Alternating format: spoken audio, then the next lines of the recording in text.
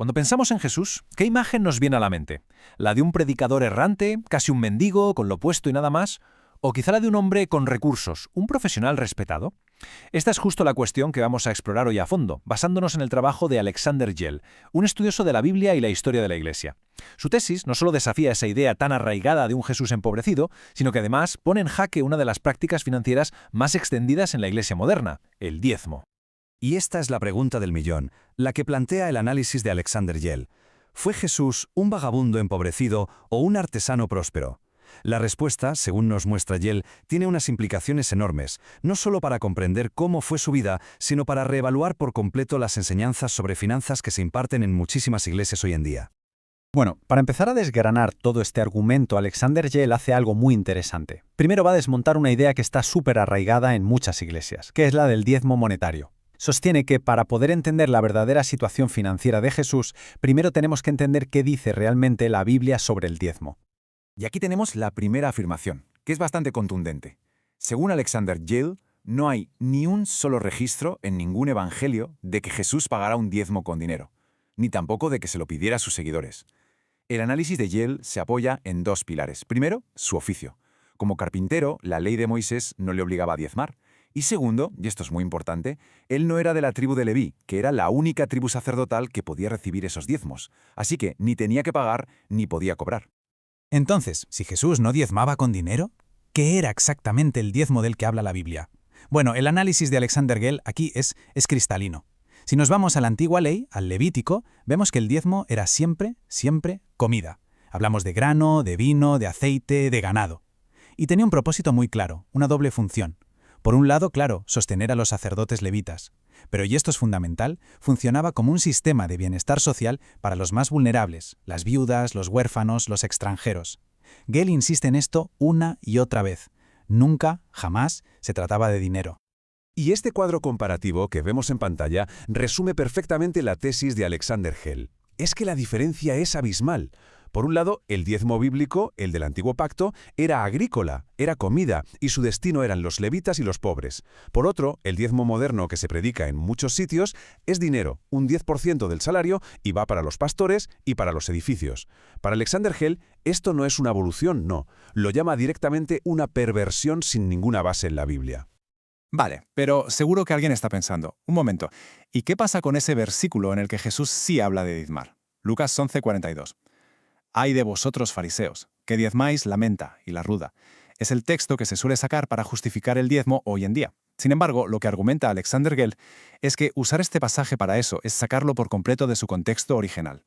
Y aquí está la clave de todo, el contexto que nos da Alexander Gell. ¿A quién le está hablando Jesús aquí? No se dirige a la gente ni a sus discípulos. Está reprendiendo a los fariseos, a los líderes religiosos que vivían bajo la estricta ley de Moisés. Lo que les echa en cara es su hipocresía, su obsesión por cumplir hasta el más mínimo detalle como diezmar hierbas diminutas, mientras se olvidaban de lo que de verdad importaba, la justicia y el amor. Así que según Gell, esto no es un mandato para la Iglesia del Nuevo Pacto. La Iglesia, nos dice, se rige por la gracia, no por la ley. Perfecto. Una vez que Alexander Gell ha desmontado, según su análisis, el mito del diezmo monetario, pasa a la segunda parte de su tesis, que es si cabe aún más rompedora. Y es que desafía de frente esa imagen tan extendida de un Jesús pobre, casi indigente. Al contrario, él nos va a proponer que Jesús fue un hombre próspero. Y para defender esta idea, que puede chocar de entrada, Alexander Gell no se basa en una sola cosa, no.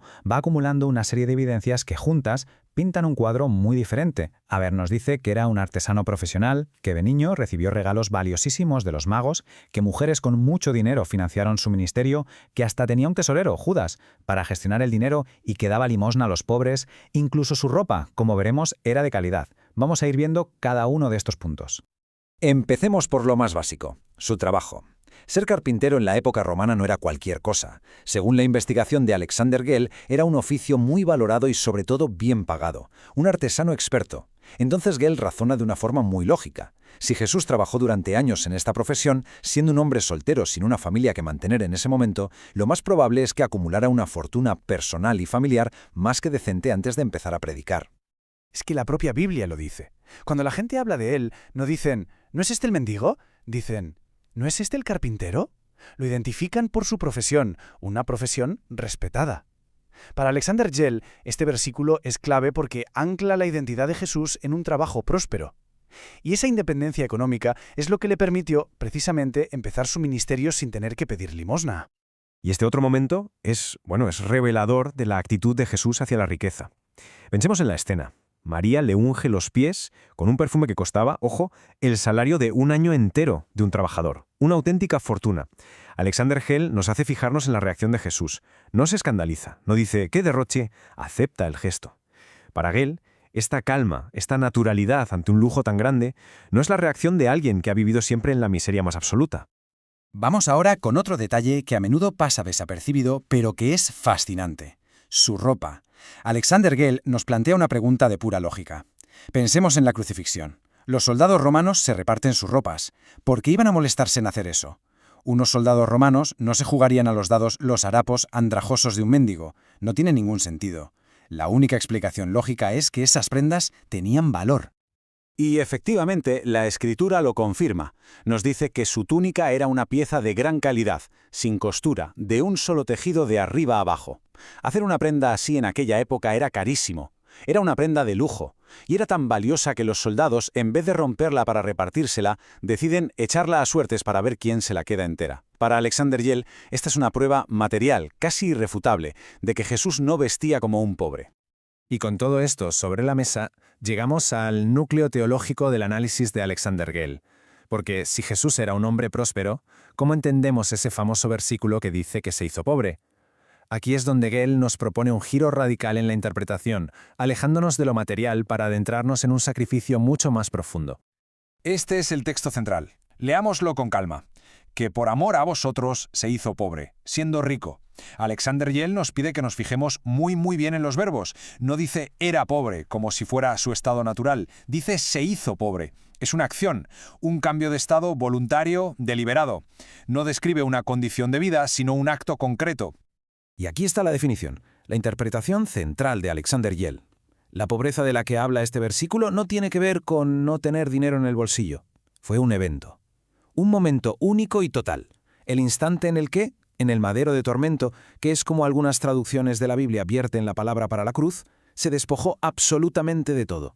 No solo de su túnica o de sus sandalias, sino de su propia vida. Fue el máximo acto de amor y de sacrificio. Para resumir la idea de Alexander Gell, la riqueza de Jesús tenía dos vertientes. Por un lado, su estado divino, su naturaleza como hijo de Dios. Por otro, su prosperidad aquí en la tierra, fruto de su trabajo.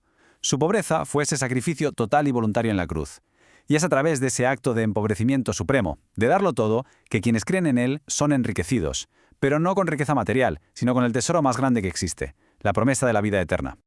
Vale, con toda esta base teológica ya establecida, Alexander Gell ya da un salto al presente, y aquí su análisis se vuelve una crítica directa y muy dura hacia ciertos líderes religiosos de hoy en día que, según él, han retorcido por completo este mensaje para su propio enriquecimiento. Alexander Gell pone en contraste esta instrucción tan clara y directa de Jesús a sus apóstoles con lo que se ve en algunos ministerios modernos. El mandato no podía ser más simple. Lo que habéis recibido gratis, el don de sanar, de predicar, dadlo gratis. No había ni un resquicio para convertir los dones espirituales en un negocio. Y Alexander Gell va más allá, identificando una serie de tácticas muy concretas que él considera pura manipulación.